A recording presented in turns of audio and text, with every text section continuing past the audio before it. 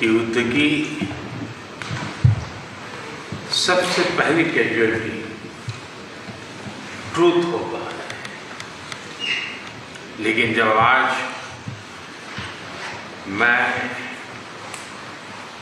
उन बालकों की स्मृति में बनाए हुए म्यूजियम को आपके साथ जाकर के अपने श्रद्धा सुमन अर्पित कर रहा था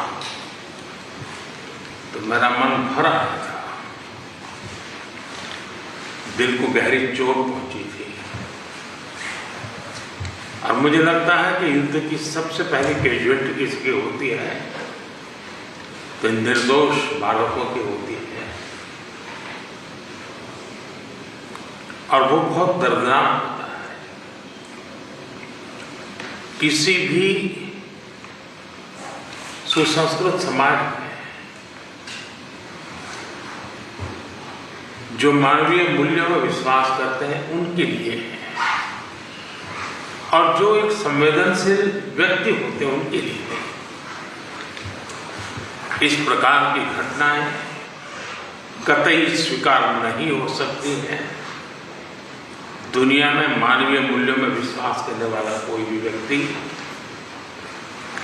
इसको स्वीकार नहीं कर सकता है। एथेंस भी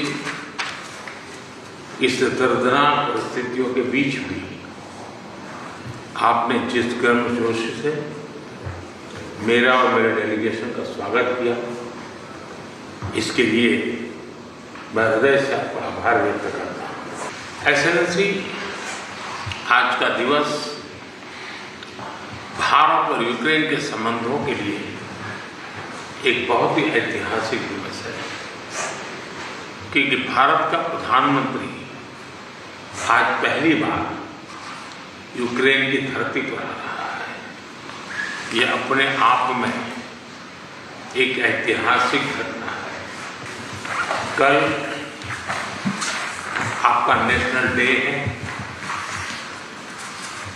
ये बहुत ही महत्वपूर्ण दिवस है।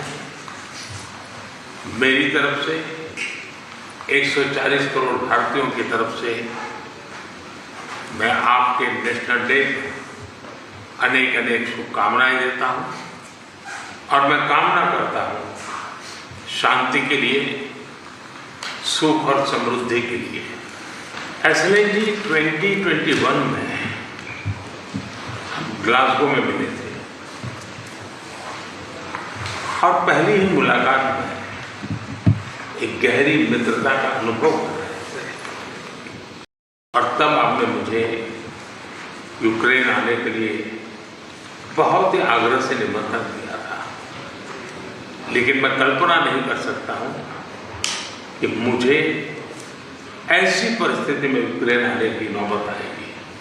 एक्सेलेंसी, हमारे द्विपक्षीय संबंधों में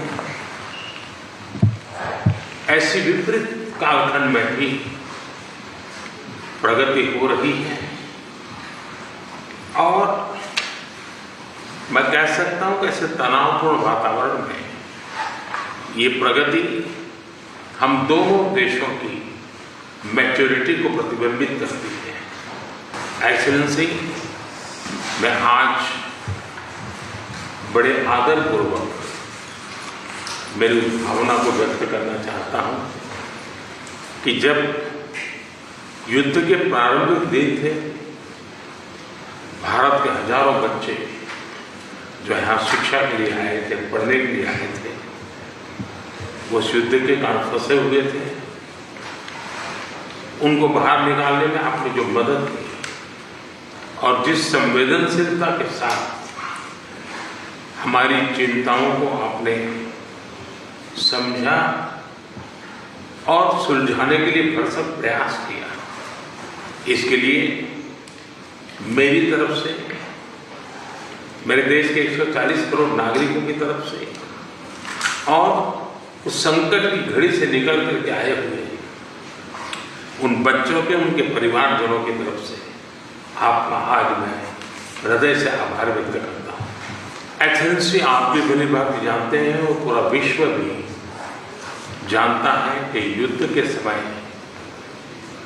हमने 2 प्रकार की भूमिकाओं का रास्ता अपनाया और उस भूमिका को निभाने का हमने भरपूर प्रयास किया है। हमारी पहली भूमिका रही है मानवीय दृष्टिकोण की। ऐसे संकट की घड़ी में बहुत सारी रिक्वायरमेंट रहती है, जिन रिक्वायरमेंट को पूरा करने के लिए भारत ने हो सका उतना एक मानवीय दृष्टिकोण को केंद्र में रखते हुए पूरा करने का प्रयास किया है। और मैं आपको विश्वास दिलाता हूं कि मानवीय दृष्टिकोण से भी जिस प्रकार की मदद की आवश्यकता होगी, भारत हमेशा हमेशा आपके साथ खड़ा रहेगा और 2 कदम आगे चलेगा। एक्सेलेंसी, हमने जो दूसरा मार्ग चुना वो दूसरा मार्ग है युद्ध से दूर रहने का। हम बहुत ही कन्विक्शन के साथ युद्ध से दूर रहे हैं, लेकिन इसका मतलब ये नहीं है कि हम तटस्थ थे, हम न्यूट्रल नहीं थे। हम पहले दिन से ही पक्षकार रहे हैं और हमारा पक्ष है शांति का। हम बुद्ध की धरती से आते हैं जहां युद्ध को कोई स्थान नहीं होता है। हम महात्मा गांधी की धरती से आते हैं जिसने पूरे विश्व को शांति का संदेश दिया है।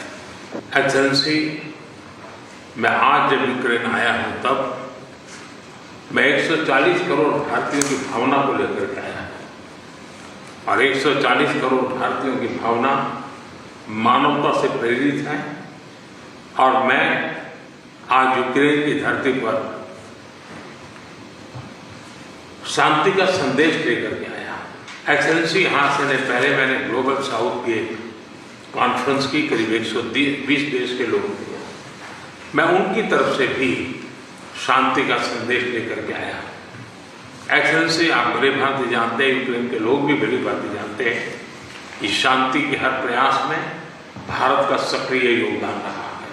और आप भली भांति जानते हैं कि हमारा अप्रोच पीपल सेंट्रिक रहा है। और मैं आपको भी और पूरे विश्व समुदाय को विश्वास दिलाना चाहता हूं, और वो भारत का कमिटमेंट है। और हम स्पष्ट मानते हैं कि संप्रभुता और क्षेत्रीय अखंडता का सम्मान हमारे लिए सर्वोपरि है। हम उसका समर्थन करते हैं। कुछ समय पहले समरकंद में जब राष्ट्रपति पुतिन से मैं मिला था, तब मीडिया के सामने आंख से आंख मिला करके मैंने उनको कहा था कि ये युद्ध का समय नहीं है। मैं पिछले दिनों रशिया के मुलाकात के लिए गया था।